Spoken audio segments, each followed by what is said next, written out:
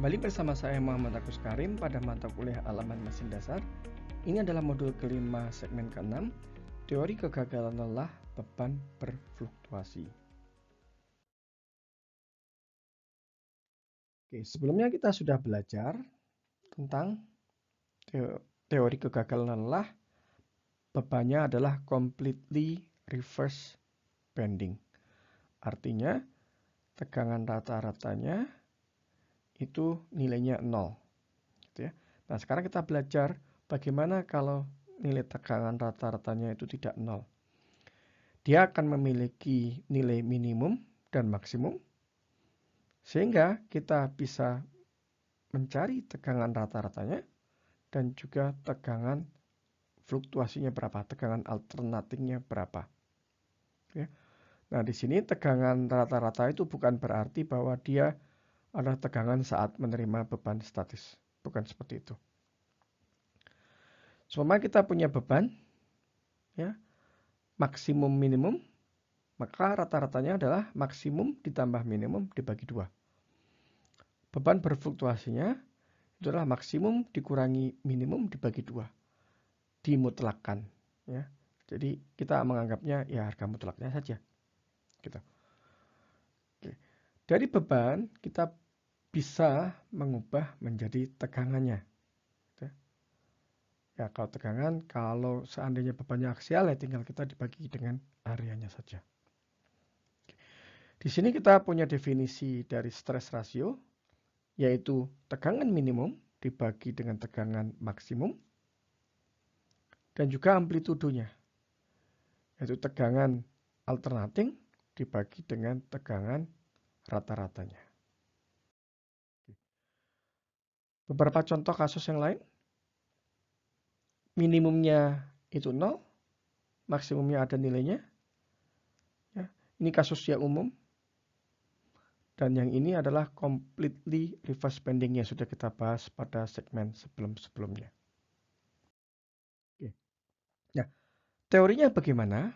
Teorinya, karena kita punya dua tegangan, yaitu mid-range stress atau tegangan rata-rata, dan juga alternating stress atau tegangan yang berfluktuasinya, maka kita punya dua kurva.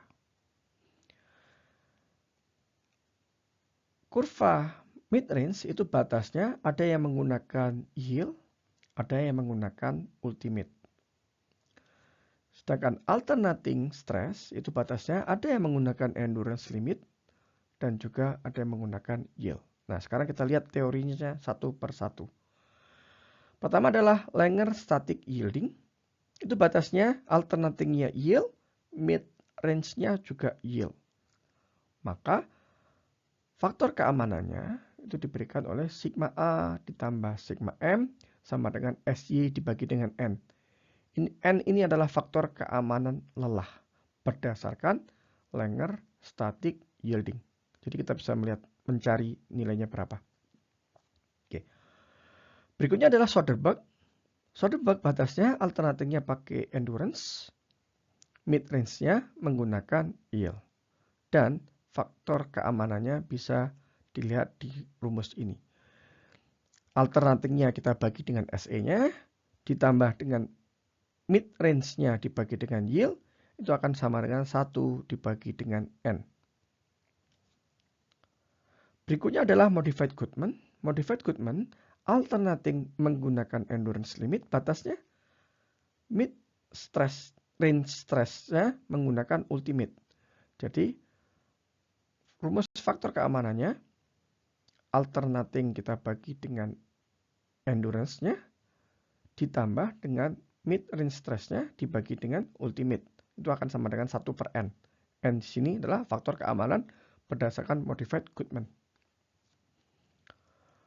Berikutnya adalah menggunakan ASME elliptik. Ya, kalau menggunakan ASME elliptik, kurvanya itu agak melengkung, maka dia dikuadratkan. Gitu saja bedanya. Sigma A dibagi dengan SE dikalikan dengan N kuadrat tambah sigma M dibagi sigma Y dikalikan dengan N dikuadratkan sama dengan 1. Itu adalah grafik ini. Berikutnya adalah berdasarkan Gerber. Kalau Gerber itu batas alternatifnya menggunakan endurance limit, batas mid-range stress-nya menggunakan ultimate. Dan rumusnya diberikan oleh persamaan ini. Jadi kita ada 1, 2, 3, 4, 5 buah teori untuk kriteria kegagalan lelah untuk tegangan yang berfluktuasi. Nah, ini beberapa teori itu bisa kita gabungkan, ada titik temu gitu ya.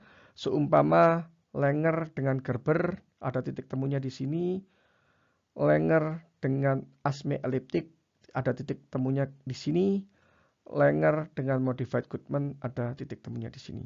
Nah, kalau kita ingin menggabungkan beberapa teori itu bagaimana? Gitu. Karena Langer ini sangat penting. Kenapa kok penting? Ya karena dengan satu kali siklus dia tidak boleh gagal. Seperti itu kira-kira. Oke, pertama adalah penggabungan modified Goodman dengan Langer. Batasnya itu yang diberi warna hijau ini. Oke, rumus-rumusnya itu diberikan oleh tabel 6 ini. Ini adalah vektor safety-nya diberikan oleh rumus ini. Kemudian berapa SA-nya, berapa SM-nya, dan lain sebagainya. Anda bisa lihat sendirilah dari sini. Tabel 6.7 itu adalah untuk Gerber dan Langer kriteria. Batasnya adalah yang warna ungu ini. Fatigue factor of safety-nya diberikan oleh rumus ini. Oke. Berikutnya ASME elliptic dan Langer. Itu yang warna kuning ini. Fatigue factor of safety-nya diberikan oleh rumus ini. Nah, tabel-tabel inilah yang nanti kita akan gunakan saat kita mendesain poros gitu ya. Itu akan kita gunakan. Oke, jadi nanti Anda harus lihat kembali ke tabel ini saat mendesain poros. Ini adalah segmen terakhir dari modul kelima. Terima kasih atas perhatian Anda. Sampai jumpa pada modul berikutnya.